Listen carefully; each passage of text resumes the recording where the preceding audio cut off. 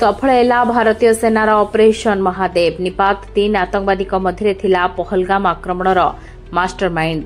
जम्मू एवं काश्मीर रे सेना एवं आतंकवादी मध्य गुली विनिमय हुई 3 जन आतंकवादी जीवन जाइथिबा नै खबर मिलथिला। एबे 3 आतंकी मध्य पहलगाम आक्रमणर मास्टरमाइंड तथा लश्कर ए तोयबार शीर्ष कमांडर हासिम मुसा थिबा जणा पड़िछि।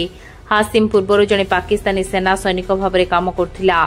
एनकाउंटर रे आज श्रीनगर लिडवास अंचल में होइथिला। हासिम मुसा को केवल पहलगाम आक्रमण षड्यंत्रकारी भाबरे विवेचना करा जाउनथला, बरं से सोनमार्ग सुड़ंग आक्रमण पई मध्य दायी थिला। सोनमार्ग रो जेड मोरह टनेल निकट रे होइतिबा आक्रमण रे 6 जन श्रमिक एवं जन डाक्तरक समेत 7 जनकर मृत्यु होइतिला। एही आक्रमण मध्य लश्कर सहित जड़ित आतंकवादी माने करथिले।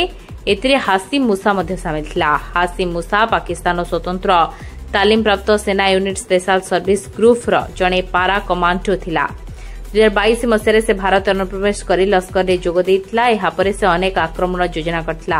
पहलगाम आक्रमण योजना करिबारे तार प्रमुख भूमिका थिला। से एप्रिल 15 तारिख बैसारण घाटी में उपस्थित रही 7 दिन धरी रेकी करथिला।